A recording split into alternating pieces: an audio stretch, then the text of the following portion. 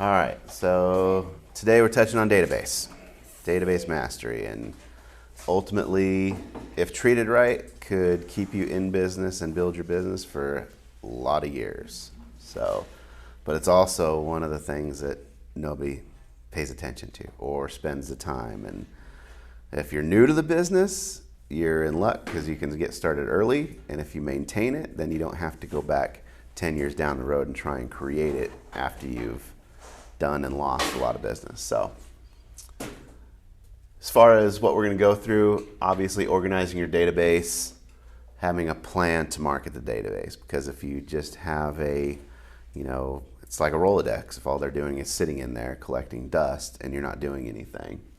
Activities, marketing plan, activities in the plan, and then some scripts and kind of putting it all together. So, database purpose. What is the purpose of having the database? It is to market to contact and connect with, provide value, and over time cultivate relationships. What does a lot of people call these CRM? Okay, what does CRM stand for? Contact management. Yep, contact relationship management. Oh, CRM, Yep. yes. Yep. Yeah. A lot of people think a CRM is just a lead gen. Now, leads can come out of nurturing and managing relationships. That's obvious.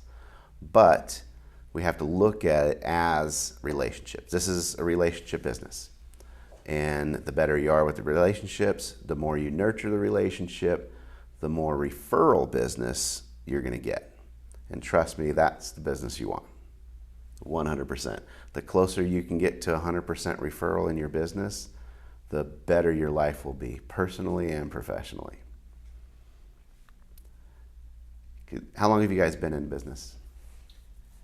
New to general, only 2 years. Okay. You were in new home sales, right? I'm sorry. Yeah. Sorry. I wasn't feeling that great this morning, but I made it here. So what, 20, 30 years in new builds? 32 Okay. in new home, completely different, really. Yeah, for sure. Definitely, you still have to get rapport, and there's emotion and all that Mhm. stuff, and that's where my strong point was, Mhm. which is a little bit more moved at this point, and Mhm. I'm struggling with that. But I've been listening to Tom Ferry, and Good. I'll tell you what, there's some good stuff out there. Yeah. Awesome.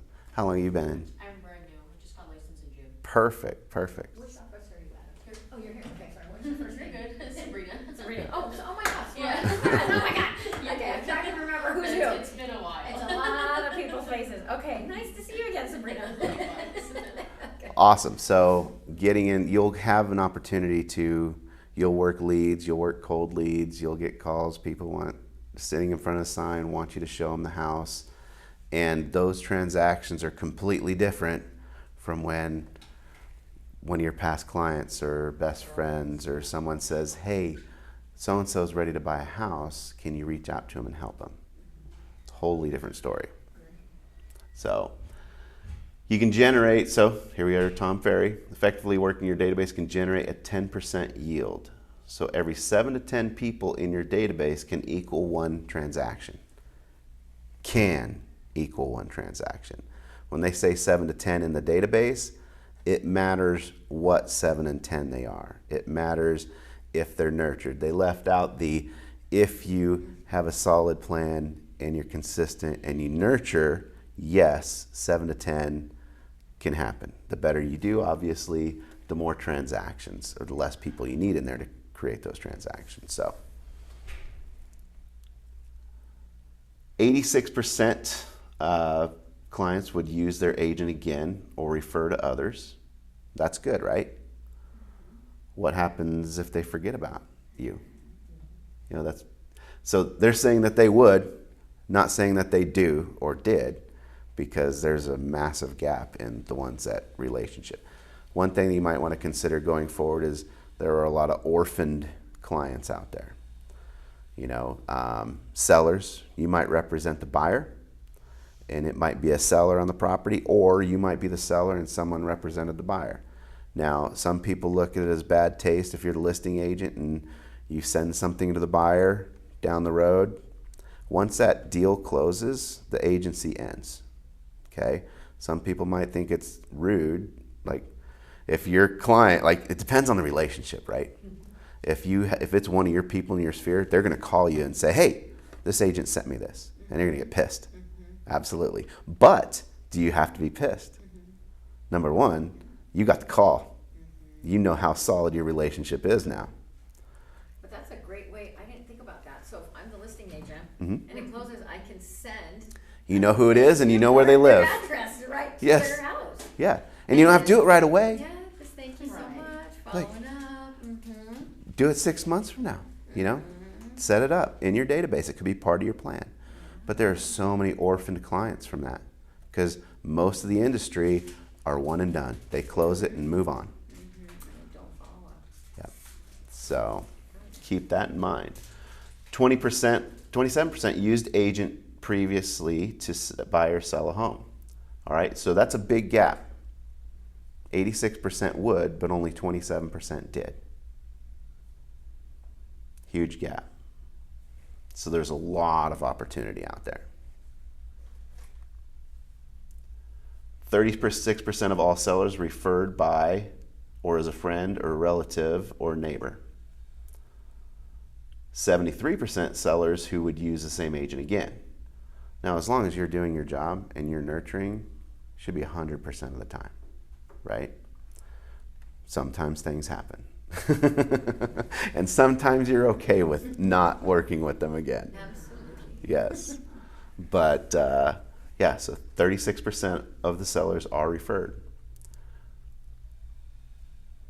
So that means there's more, that's a huge gap from, you would think that most of them would listen to a friend or relative or neighbor. So there's another opportunity out there. 3 mistakes: neglecting to keep info up to date. So again, if we're going to get a deal out of every 7 to 10 people, not only does it need to be up to date, but it needs to be complete. Birth dates, kids' birth dates, anniversary dates. The more information you have, the more solid that contact is, and the better the relationship can be. If you don't know any of the kids' dates, birth dates, or anything, how solid can that relationship get? How close is that going to be? So, not prioritizing follow-up, scheduling it, again, comes with your marketing plan in the database. Failing to segment the database, this is key. This is like a cheat code. Back in the day when I was running a team, we would segment really well. Because when I say segment, meaning that you can find any group of contacts that fit anything that you need to send out. Because you don't want to send the same thing to everybody all the time. I mean, you have your newsletters, that's great. But let's say you group people into dog lovers. They can be in several groups, right? They can be in, Las Vegas, Sun City, retired, 55 plus, this zip code, this price range, pull, no pull. You can segment, and I challenge you guys to do that, because at the end of the day, you have a home with a pull that comes on the market and you want to get it out to your database. There are people that said they don't want to pull. And if that person ends up with an email of like, hey, check out this listing, even though you're mass sending it, it might be your listing and you're trying to find a buyer. The more that person gets listings with pulls in their mind, it's like, she doesn't listen. He does not know what I want. That does damage. So the right content to the right people. And let's just use the dogs, for instance. If you have a group of dog lovers and there's a dog park going in, or it's National Pup Day, or anything like that, you can send a piece to just that group and not your whole database. It will stink if they lost their dog. So that's still Yes. because you're not following up consistently. Right? Now that could hit you. Yeah. Then we go back They're to the still a dog follow-up. lover. They're still a dog lover. Yes, they are. Yeah, they will probably get another one. Yeah. So Segmenting is key. Center of influence. Okay, anyone that can transact or connect you with others by your name. All right, they're not going to say, hey, call my realtor. They're going to say, hey, call Wendy. Or I'll have Wendy call you. That's a much more solid referral than, oh, I got a great realtor, I'll have them call you. So those are the ones that are in your center of influence. Not in your center of influence, this is where people make the mistake and they filled their database up with just, noise, right?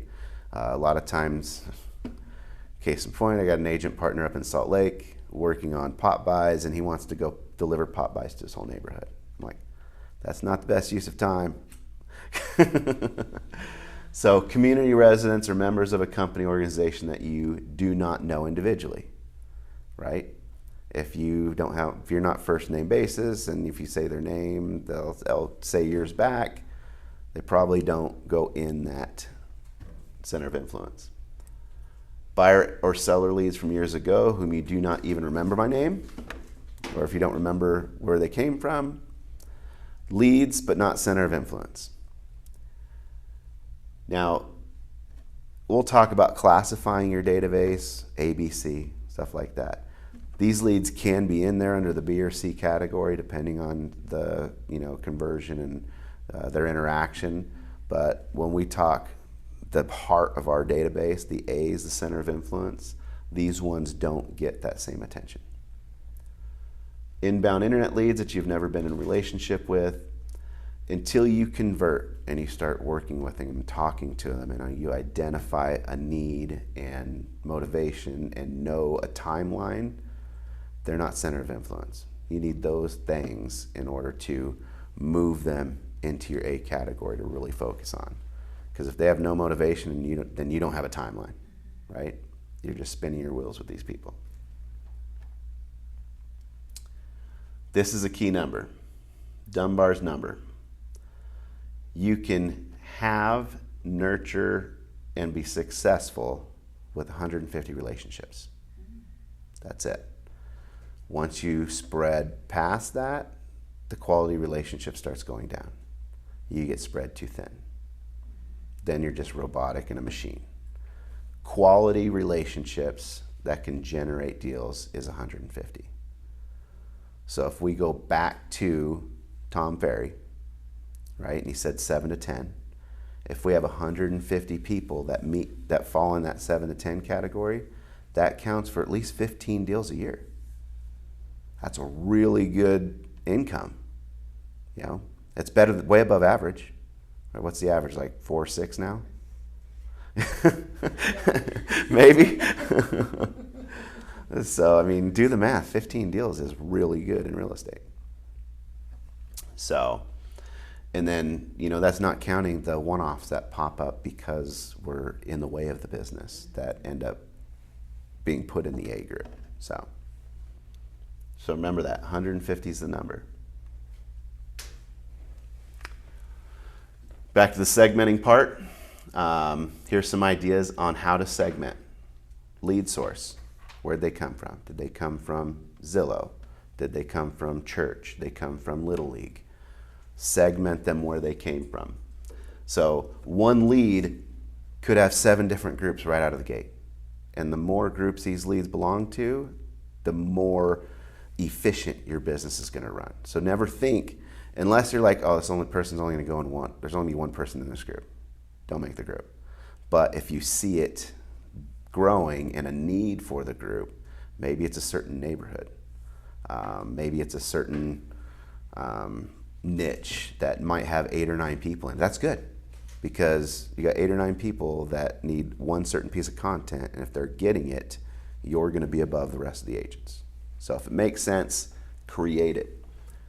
Contact type, contact status, buyer, seller, 3 to 6 months, 9 to 12 months, time frame, relocating, stuff like that.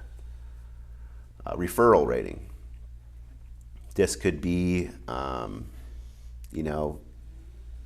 database allow you to put stars or rate the lead or whatnot. So basically rate it on, How much information do I have? Are they hot? Are they long-term nurture? Create your own scale there. Buying power.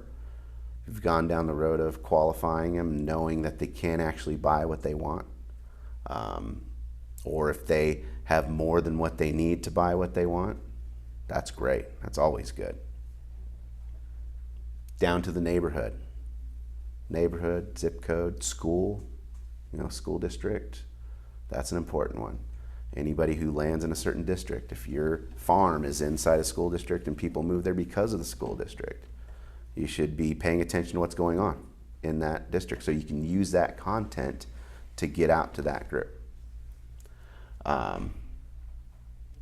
Any of you guys have contacts in hospitals, or do you? I came from healthcare. Great. Okay. That's an awesome niche. I'm going to post on Facebook looking for some agents who have an in hospitals where we can get into and do some presentations, because we have product that is next to none for doctors, chiropractors, any professional licensed person in the medical industry, dentists, that it's 5% down, no mortgage insurance, and up to $3 million. And that rate, the last time I quoted it was a few weeks ago, was only 6.875. So we're talking about a jumbo loan with only 5% down and no mortgage insurance at 6.875. So that's an in-house product. It's key. We got a nurse one coming up. So getting in front of, even nursing schools, stuff like that. So. You can market together. Mm-hmm. Yeah, I'll do all the work. If you got the in, we'll go in, we'll do the presentation, we'll bring lunch or breakfast, get you in contact with the people, build that database, get that product. I have a lot more in like primary care than hospitals. We Okay. have hospitalists, but I came from like primary care with Intermountain. Oh. One of the largest ones. Yes, perfect. Yeah, so if you can wrap your head around getting in front of some people, let's do yeah, it. Absolutely. Okay. I came from management, so that's an easy in. Yeah. Oh man, I knew I was doing this class today for a reason. Right? Yeah. Ask you a question. I'm trying to get in at the VA hospital, because I'm gonna focus on North Las Vegas and a lot of people coming from there. If I wanted to get in there for maybe partnering up with something like this, exactly what I'm thinking, Mhm. who could I approach? If just with my experience, I would go with operations. So I don't know how a hospitalist work. I know they have like admin management. It's not necessarily like for me where we had like practice managers in a specific location. But I would definitely go into operations because it's going to come down to contracting. The best place to start as far as any social network is LinkedIn. They don't always stay up to date, but you could search VA, find admins, find HR even, and start there. And if you can get contact, perfect. But it's a good place to start socially. Because I did find, and this may help everybody, and I'll share it. There's a newspaper that Nellis and Creech put out that you can do ads in. So I'm wondering if it did something dual, because there's some realtors that are in there, Mm-hmm. but I'm thinking if I did something dual with you, Mm-hmm. promoting this, I'm gonna call them today and see how much they charge for the ad. But Yeah. I'll let you know if maybe, you're interested in partnering with me Okay. on that maybe. Yeah, for Is sure. it a big magazine or is it a little? It's their magazine for all of Nellis, all of Oh. Creech. Nice. Very cool. I was researching it last night because I remembered there used to be one, it was called the Buckeye before, but Yeah. it's not called the Buckeye now, it's now called the Desert Lightning News, and it's all, Creech. Oh, wow. And they tell you exactly how many people go out, and, so Yeah. I'm gonna No, check we into could, that. same thing. We could set up a little buyer seminar for VA buyers on site somewhere, off site, but there's a lot for them to learn. You And can reserve rooms at like the YMCA Yeah. and stuff like that. there's a lot of things that these VA qualified buyers don't know about the VA loan and the buying process and what they can and can't do. And some are like, I got to pay off my car. Well, did you know we could get it paid off by the seller? Like, no, they don't. I didn't know that. Yeah, so there's a lot of things that, might be able to get buyers now that we're waiting and forever waiting, right? So, All right. Cool, good info. So here's the category ranking system, A, B, C. You know, obviously A is your 150. That's where you want to build that group up to 150 and work that relationship. And if you're doing it right, people are coming and going from that 150 all the time. You know, if they're just not responsive and, you know, that they're just not going to account for a deal, or they just don't refer deals, you can't. And that's the other thing, you have to be able to kind of quantify that relationship. You might love them, they might be your favorite person in the world, but they just don't refer, and you haven't been able to figure out how to put them in the position to refer. So it's great, but they don't belong in your A group, because these are people that are either going to transact or refer to you over the next year or 2 years at worst. And as it gets better and better, you're going to knock those 2-year people down and only have the 1-year deals and all that stuff. So that's the goal. Category B, referrals, farm leads, online leads, networking groups, stuff like that. And then category C is your Zillow and all the Facebook leads, stuff like that you're generating. So again, they go in the database, but that A group is the heart of your business. You can look at your A group and forecast what you're going to do over the next year. Referral opportunity, high value. All right, we talked about how do we rate the referral. If we have if this person is referring so many deals over so much time, we talk about 1 or 2 years, you know, whatnot. I like ABC, but I also like an A+. All right, this A+ group is absolutely accounts for a deal a year. And these are the ones you are really on top of. And that, let's say if you're doing 12 to 15 deals a year, your A+ group should have 15 to 20 in it, and slowly growing, because if I have 20 people in my A+ group, I know I'm doing 20 deals the next 12 months. Okay, because these people are going to transact, or they do refer at least one client a year. And I'm going to make sure I keep nurturing that. So that's how you're just going to kind of rate your referral partners in there. And these Ds are the first to go. The Ds are out. If you need room for your 150, the Ds go, and then the Cs. Your goal is to get them all to A. Timeline for readiness: active, pre-approved; warm, casual, not pre-approved, 3 to 6 months. And so if you have a system where you're rating on these levels, if you got an A across the board, I mean, that person is in front of you nonstop. It helps you identify who's in your database.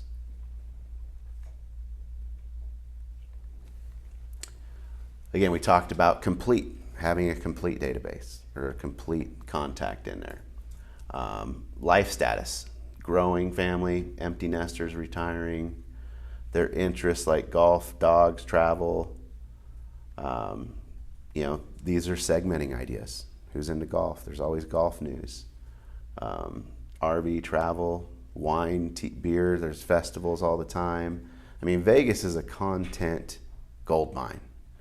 There's always something going on. There's always stuff for you to send to your database that's not necessarily real estate related. We don't want to inundate them.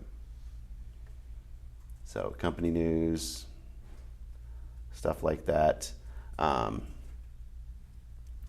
Your database, the notes. When you get off the phone with someone, you should go right to your database and update this client, this contact. And notes could be, so-and-so's graduating this year, choosing between this school or this school. Now I can schedule my next call and know exactly what I'm going to talk about. I don't have to remember it. It's in the database. You're not going to remember all this stuff. You got 150 close relationships. You're not going to remember every conversation. But if you set yourself up and you close out the phone call and put notes in and schedule into your next call, you're going to know exactly who to talk to. You're not going to lose any sleep at night wondering who did you forget to talk to, who did you miss, who are you forgetting to follow up with, because this database can run your entire professional world. So you are going to go a lot further when that next phone call is, so who did he choose? Is he going to UNLV or USC, right? And the fact that you remembered that to them, they're like, yeah, this is more than just a realtor. This is a friend in my book. This is someone, who cares and listens. And all you did was put notes. You didn't remember it. You put it in your notes. Those are the more important notes to put in your database for these relationships than looking for a 3-bedroom, 2-bath, blah, blah, blah. You'll have all that already and set up, and you'll have that in the notes. But the more important notes are going to be the personal ones. Stalk them on social. So there is a good way to generate new contacts on social media. All right. Like attracts like. So let's say you're following a doctor on social media. All right. Who else is following that doctor on social media? Other doctors, right? Colleagues. They're friends. They interact. So while it's great to like and comment on that doctor's feed and see that you're engaging and stuff, it's even better to like and comment on the comments, because those people could be more doctors. And don't friend them right away. That's weird, okay? You comment and like and maybe keep engaging with that person as time goes. Write them down, keep them in front of you, and if you see them again, comment again, call them out by name. Or if you see something, and then eventually you friend request them.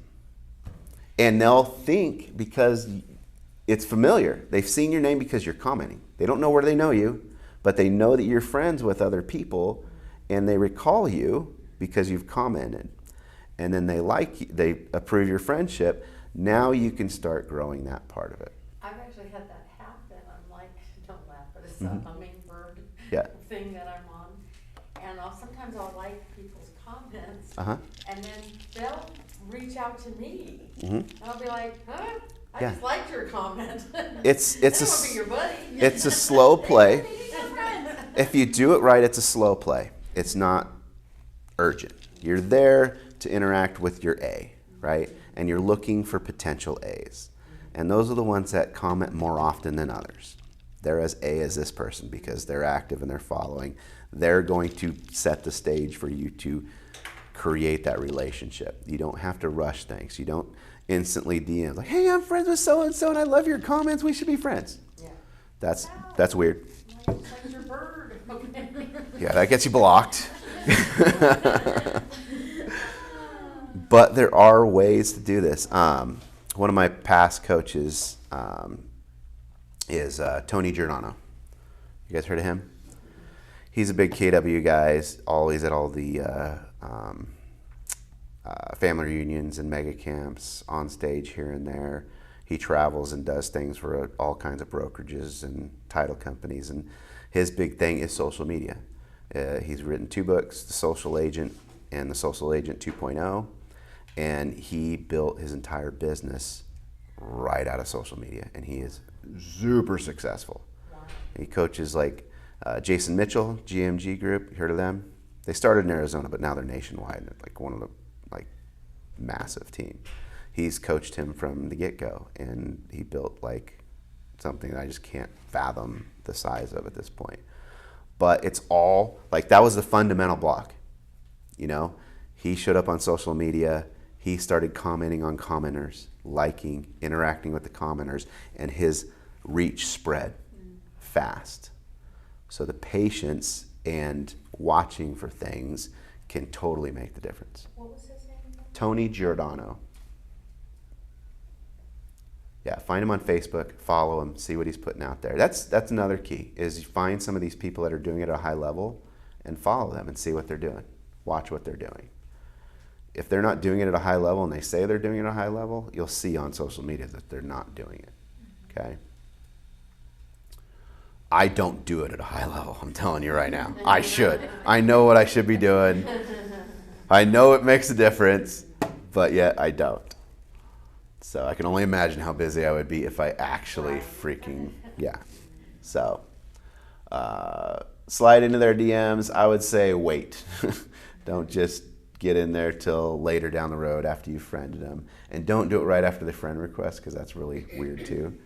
Because it's like this is so automated. But yeah, be intentional. Avoid social jail with your time limits. It's a task. Don't get in the weeds with it and just find yourself 2 or 3 hours later just chasing people on social media. Set a time that you do it. Evenings. I think in that workbook that I put out, there are best times to post on all the different social media platforms. Find consistent times and choose that as your time to interact on social media. This is a good one. It says, talks about the diversity and the amount of touches, the quality touches. So if I give my wife 1 rose, it'll look like it came from the convenience store. You remember? I know Wendy remembers. Remember 7-Eleven and the single rose all the time? It's like, We oh, don't have those anymore. right? So thanks, honey. Well, then they're getting a big gulp of nachos. Like, oh, Wendy will like a rose. Right? Not as solid. Yeah. But if they get a bouquet and baby's breath and everything else that goes with it, now it's like I made an multiple touches. That's what represents what that A group and your business, that bouquet of flowers is your marketing plan to your database. So you're touching them with an array of different things. Oops. All right, so back to Eisenhower.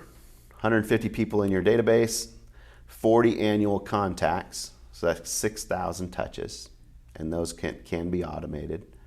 150 people divided by 7 annual conversion ratio gets you 21 closed transactions.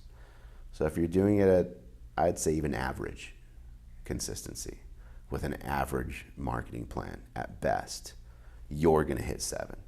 If you are an A plus and this is your entire business, it's all you focus on, and your marketing plan has evolved and it's airtight and solid, you're probably going to close per 5 contacts or 4.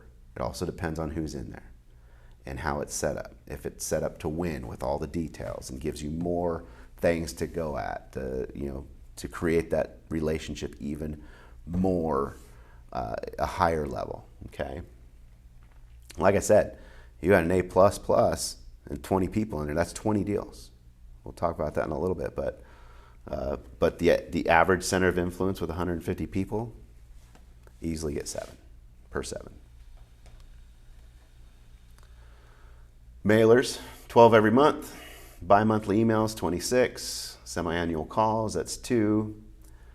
And here's the thing, you don't have to do it this way. It's any combinations of what fits your personality, your way of doing business. Because some people, if we do face-to-face drop-offs like pop buys, that goes way further, than all that combined, all those touches combined. So maybe your face-to-face is at a higher level because you got really good relationships. If you're in that, if you have that A+, if you've developed the A+, you're doing that once a quarter. You're face-to-face or just dropping something off. Events. We built an entire massive expansion team on just pop buys and events. That's it. We recruited relationship people. We never recruited people that came to us like, hey, we're looking for leads. I need to join a team because I need leads. Well, go find one, because I'm going to make sure that you're a relationship person, and we're going to go into your database from day one, and we're going to start nurturing, and we're going to create deals from there. They're better for everybody. So, and that's where it is. It's in the face-to-face drop-off. It's in the events, because if we do an event, the amount of touches that happen in that one event, there is the call. It's like, hey, I'm doing this. I'd like to invite you guys. You guys going to be in town? Yeah, it's great. Cool. Follow up with an email and a text with an invitation link and the actual invitation in an email. That's 3 touches right there. Follow up before the event. Hey, you guys still going to make it? Follow up at the event. And then after. That's 6 times, 6 touches, all different. Call, text, email, call, face-to-face, follow up. Could be a call to thank them, and if you're really into it, you could send them an email thank you or a card, a handwritten note thank you. But even if they don't show up for the events. That is where the gold happens. The fact that you noticed they didn't show up, and you call them and say, hey, we missed you at the event. I want to tell you how it went. I'm going to send you something to show you what we did. Yep. Maybe you can make the next one. Yeah, that goes so far when someone is missed rather than thanked for being there. Then they notice that you're paying attention. They don't want to miss the next one. For real, for real. And then the social media piece, posting all the pictures and people talking about it. So we went from, on the pop buy level, we went from $60,000 a month in Zillow to putting that money towards just nurture. So we were buying all the stuff, we were putting them together for all the agents. We went through and identified their A+s, all 4 of them, and built all these groups out. And we were giving them a box, like, here's your box, go deliver. Here's your box, go deliver. Like that easy. 4 months down the road, my partner Mark takes these signs out to put in the trunk for one of the agents to help out, opens the trunk, there's 2 boxes. 2 months worth of pop buys sitting in the trunk. He comes back, he tells me, I'm like, it's probably more than just that agent. He's like, we're going to stop doing it. I'm like, we can't. I'm like, that's the single best return on any investment. We know this. He's like, but it's just not getting there. I'm like, let's take it to another level. Let's put them together and ship them where the agent doesn't even touch them. He's like, well, isn't that going to defeat the purpose of the pop buy? And I'm like, you might be right. I see where you're going with it. And I said, but if we're managing the efficiency, let's see where it goes. And that first month, we started getting, the agents went nuts. They're like, I didn't even know this went out. And I got tagged on social media, and they're telling everybody how great I was and how awesome that was. They're like, thank you. That's what built our team. Agents talking to agents and seeing what we were doing and taking agents from 40% referral to 80% referral and growing from 12 to 24 million. It works, but it has to be consistent and it has to be to the right people. I can easily tell if the wrong person or in a person's A+. If we're doing it for a year and they only got 3 deals out of it, I'm like, wow, we got the wrong people in there. We need to do some work. And it's okay if there's only 10. That's fine. Because if you're only on these 10, it allows for you to spend time on the business doing other things to try and find more people for that A group. But if I'm taking 30 pop buys every quarter or 20 a month to people that shouldn't be getting them, that's time. It's a lot of time, it's a lot of money wasted that you're not getting anywhere with. So make that so exclusive and protect that. Would you do, like instead of, I've been farming in neighborhood, not as consistent as I should, and I noticed there's a lot more listings in there. I was looking last night. I'm like, I mean, it's a higher end community, so some of them are Golden Knights, and they all use this one agent, and it's not working real well for them because their homes are still on the market. Yeah. Just saying.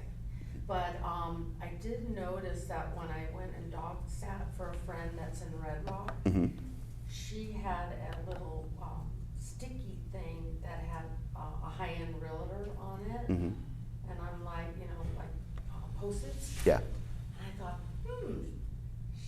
she kept that. Yeah.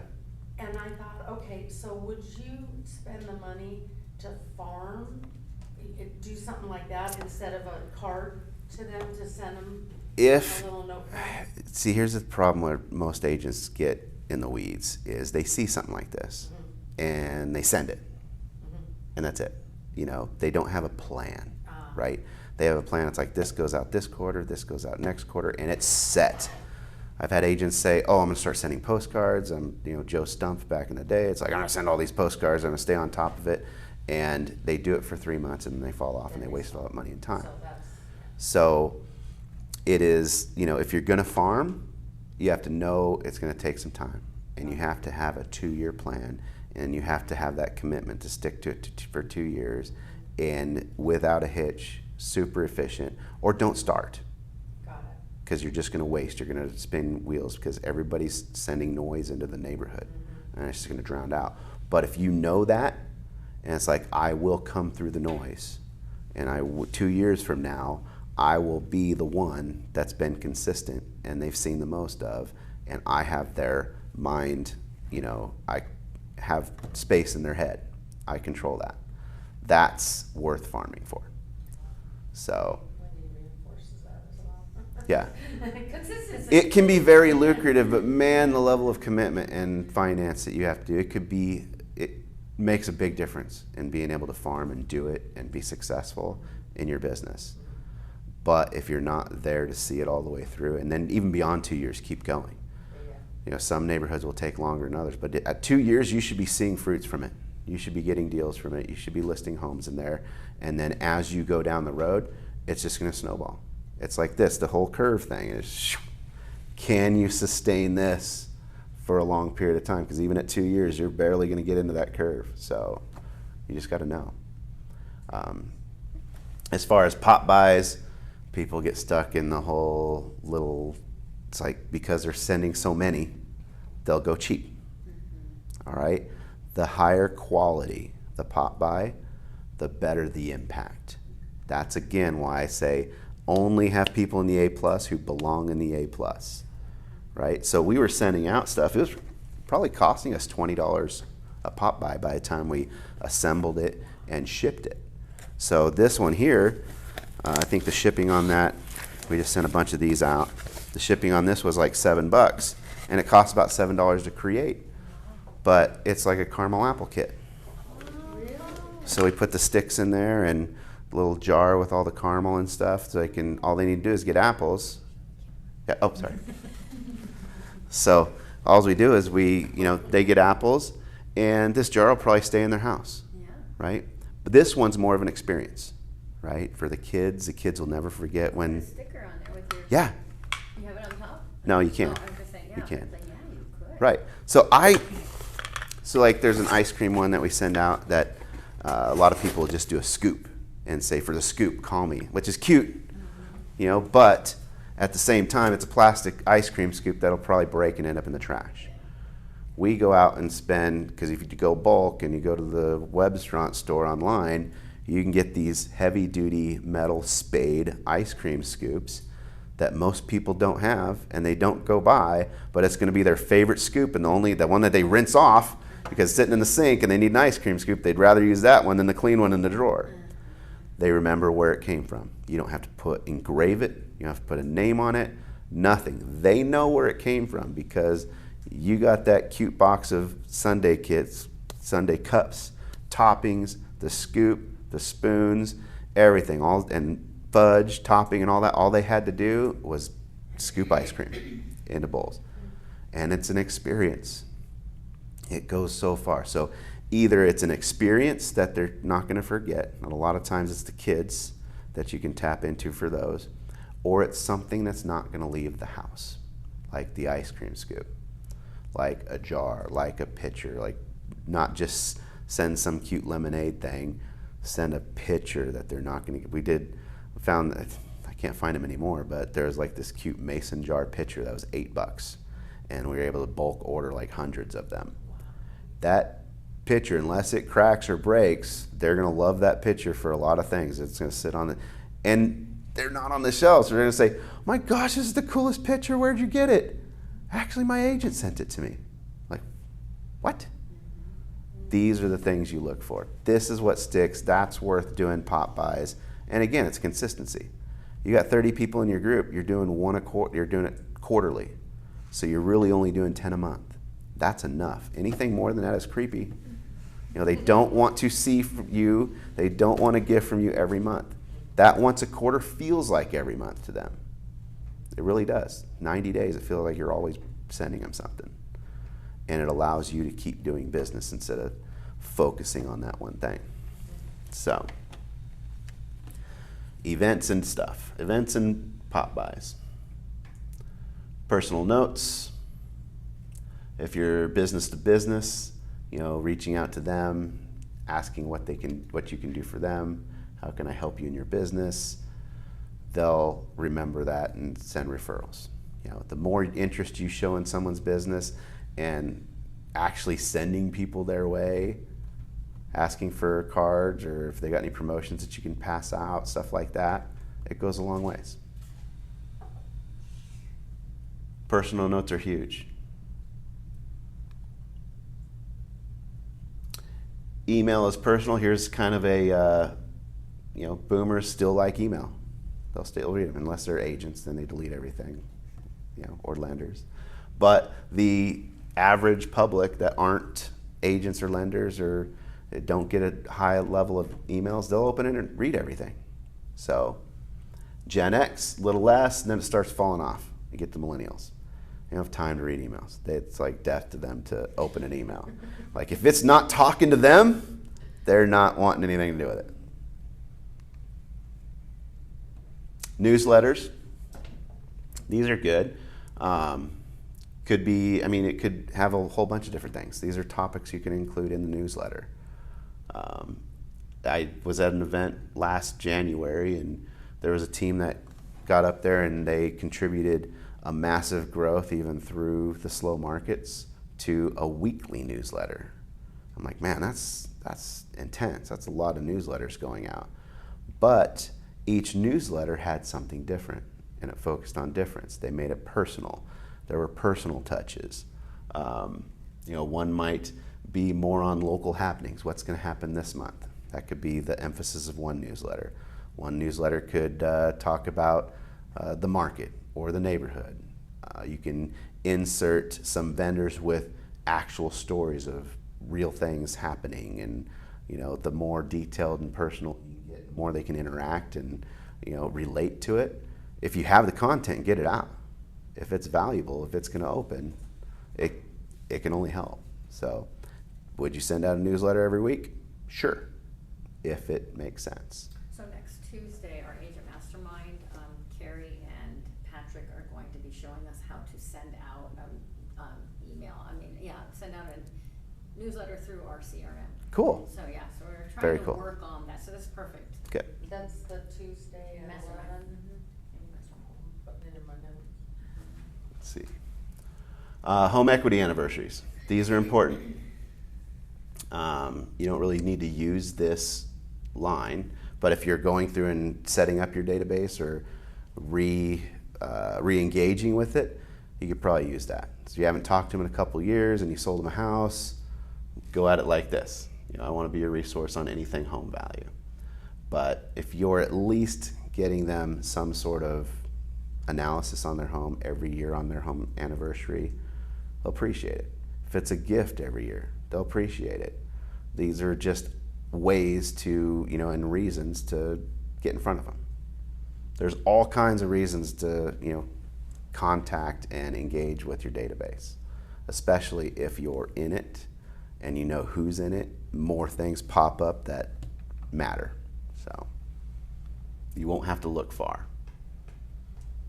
Local events, food, that's huge. If you can share what's coming up. In Vegas, there's so many events. Like, you do not have to try hard to fill a local event marketing newsletter.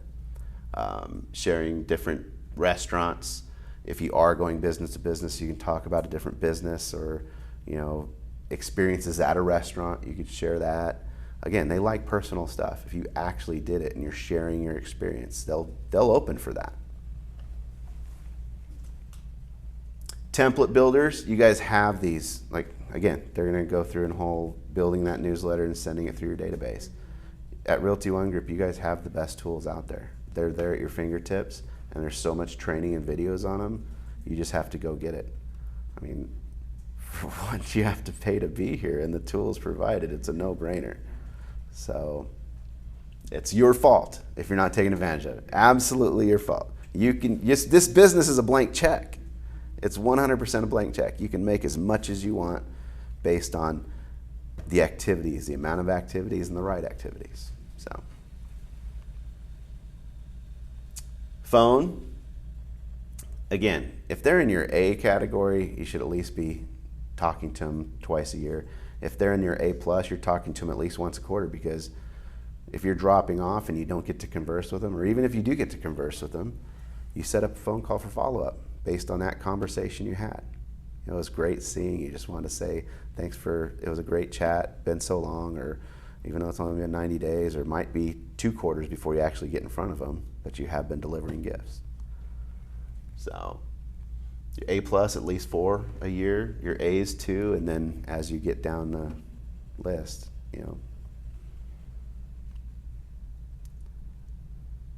Database calling plan. So there's 500 people in your database times 2 call per year. That's 1,000 calls. 250 prospecting days a year. So 1,000 calls divided by 250, that's 4 calls per day. That's doable. There's 4 calls. And you're not calling random people, you're calling people in your database where you have notes. You might not have been able to get a hold of them, but you're keeping notes. You're watching, maybe they're opening your emails. Just checking, hey, you still interested? I see you're opening the emails. Just want to make sure that you're getting the right properties I'm sending, or do you find the newsletter useful at all? That type of conversation can be had the one time you get them on the phone. So here's a script that you could use. With scripting, it's a start. I'm not big on reading a script, following a script verbatim. You can tell when people are scripted. It's not hard. But it gets you going in a direction. And the more you use a script guide, the more natural these calls are going to be, the more you're going to be listening for certain things. And a big thing is when you are calling these people, after you get on the call, think about, just do kind of an autopsy on that phone call and say, oh my gosh, I should have said this or that. Take notes, identify that, so that the more you identify those missed opportunities, the more you're going to be watching for them in the next calls. So after each call, take notes, do an autopsy, and like I said, the more you identify the stuff, the better you're going to get. Ghost client, talked about that. There's lots of them out there. Instagram news feeds. Using this stuff, you do polls on your stories. One of the things, it's like, in this business, you only have a few things you need to be good at. Number one, you need to know the contract. That's number one. You've got to know the contract. You've not got to know how to negotiate and protect your clients and get the best deal. Number two, inventory. You got to know the inventory. So if you're at home and spinning your wheels and find yourself on social media more, get out and tour homes. Schedule showings. Preview homes. They'll let you preview in most cases and go out and see it. And when you're out there, do some videos, do some polls, take some pictures of things you see, interesting things, certain decks, kitchens. If something is just not in the norm, I'd take a picture and do a poll on your feed. Or take a video of you walking into a house and say, hey, just out previewing a home for one of my clients. They don't know if you don't have any clients. All they know is you're busy and you got a lot of clients based on that. And it's a show business, not tell. You didn't tell people that you have a lot of clients and you're always out previewing homes for them. You showed them. So you didn't, it's a perception. That's it.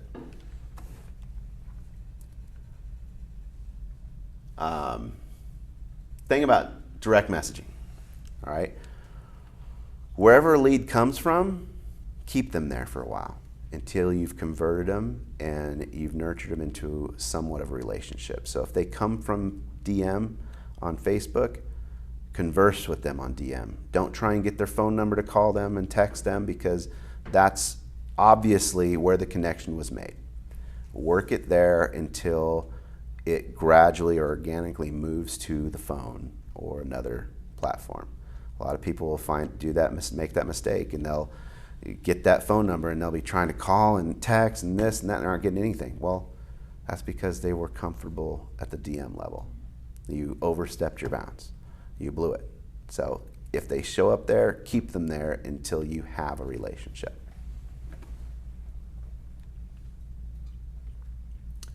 Direct mail trends. Not sure what happened there. All right. Personalization. What is that? Okay. Here's some examples for cards. And again, a lot of this stuff can be done as core fact and stuff. Can they create something in their OneSuite and send it right to core fact and they'll take care of it? There's a tab in our back office for core fact. Oh my gosh. That's so crazy. Like all this stuff is so freaking easy. It's right there for them. And again, don't just do something because someone said they got a deal on it. Right? You don't know how they got the deal. There's a lot of stuff that you don't know that led to that deal. I can tell you there's a big difference when you're sending out just listed. Those don't have as much value. Just solds do if it makes sense to the makeup of the neighborhood. So we've had a lot of research. We've done a lot of these things because we included it in our, our team's value proposition. We sent postcards, just listed, just sold for everybody. We did a lot of things for the agents that we knew they wouldn't do just so it was consistent, and we were set up to do it. We finally found out that we were getting the most action and the most return on our postcards when we would do just solds and the neighborhood was very similar, like if it was mostly townhomes, because all of the homes related to that sale. If you got a community that spans 2-bedroom to 5-bedroom and 400 to 1.5 million, you're going to get less return on just sold postcards because a lot of those aren't going to matter. It's like, oh, that's cute. Doesn't matter. Doesn't tell me anything about my house. So using that, I mean, if you're in that neighborhood, that's perfect. For sure, get that just sold postcard. You don't have to do it all the time.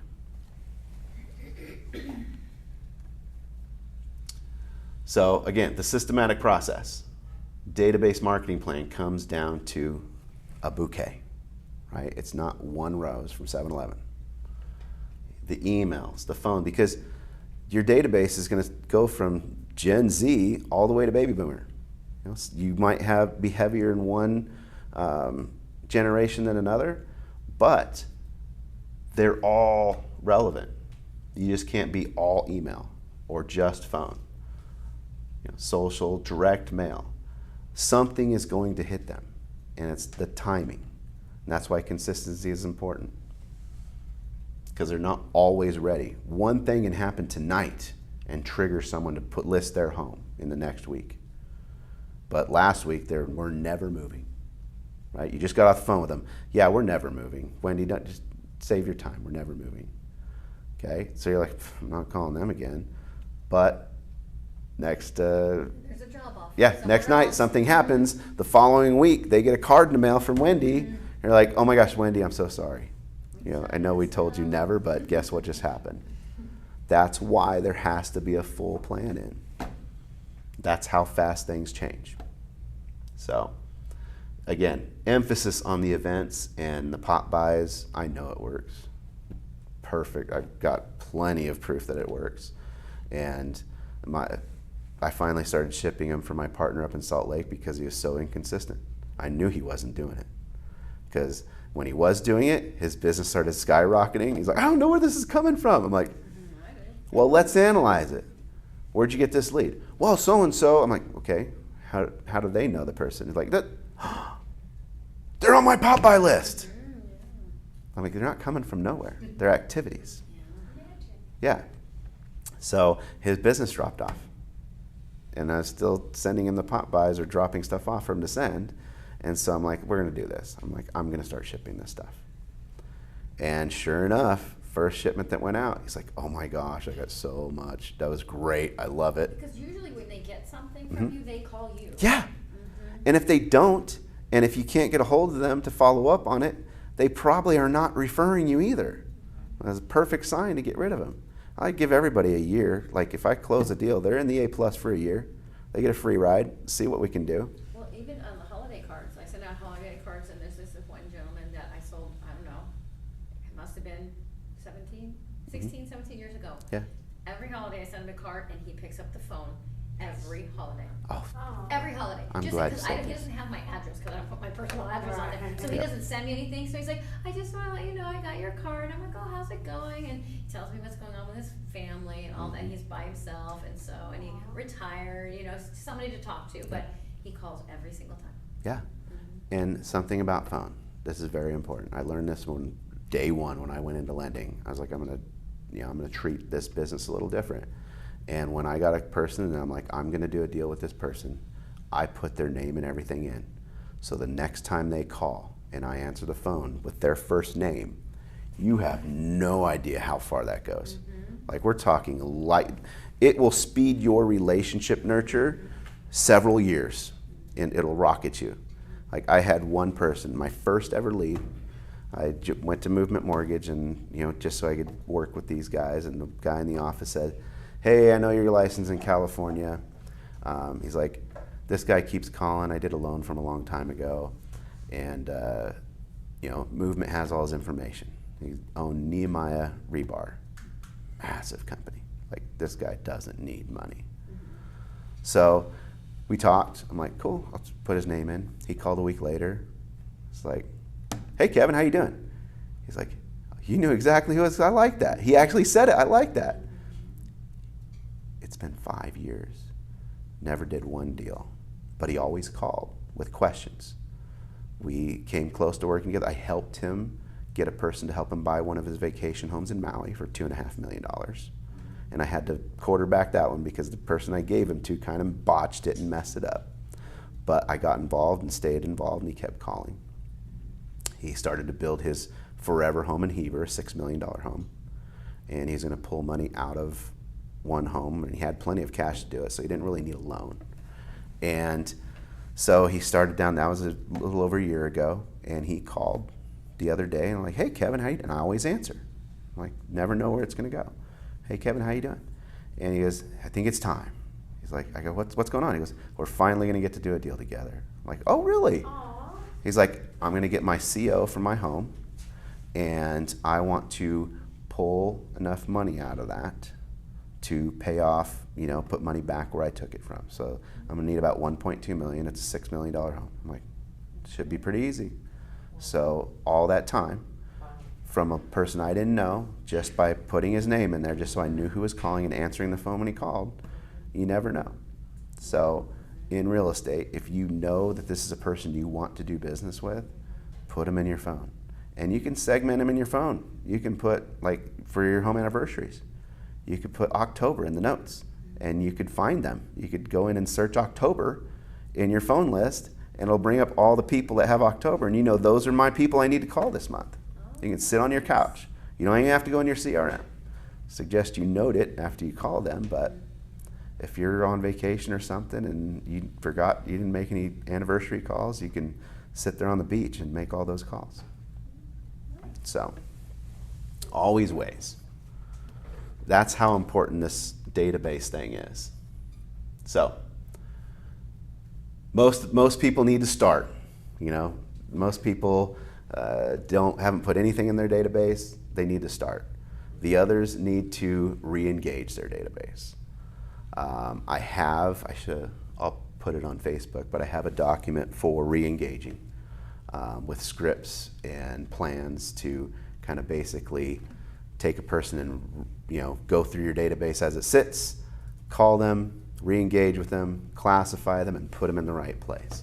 And that could be one of my lenders, the lender who got me into the business. I shared with him a tool I was using to keep everything in order and all my deals in order. He texted me yesterday. He was like, I spent the first 3 hours getting this all set up. He's like, I have 3 deals because of that. Because he went back through, and it caused him to re-engage and look at things that he forgot he did. And it got him 3 new loans. So, database marketing plan, that's just as important. Again, just like farming, you got to know what's coming and do it. Okay. And database, if you're going to get in there and re-engage, have a plan for what you're going to do with them once you get them all put together. So there's no just one day magic thing that's going to get you in the business. keys of your database plan, and choosing the right CRM, you have it. It's one of the best. You know, might as well use it. I think that it's easy to input, only have a couple names in there, but this will be my project. Most people that say, oh, it doesn't work very well, it's because they didn't work very well. Right. They didn't set it up right. They didn't take the time to complete it, put the contacts in right, set them up, segment them. Nothing's going to work, and it's all garbage in, garbage out, right? That's it. So usually if something's not working, it's the person that's not working. I agree. So, and then tracking and measuring. That's super important. You got to track the results. What's your return? Especially when you get up into the A's and A pluses, because that's a exclusive environment, and you need to know who's there, know how to interact with them, and know what you're getting from it. So if you don't have all of those things,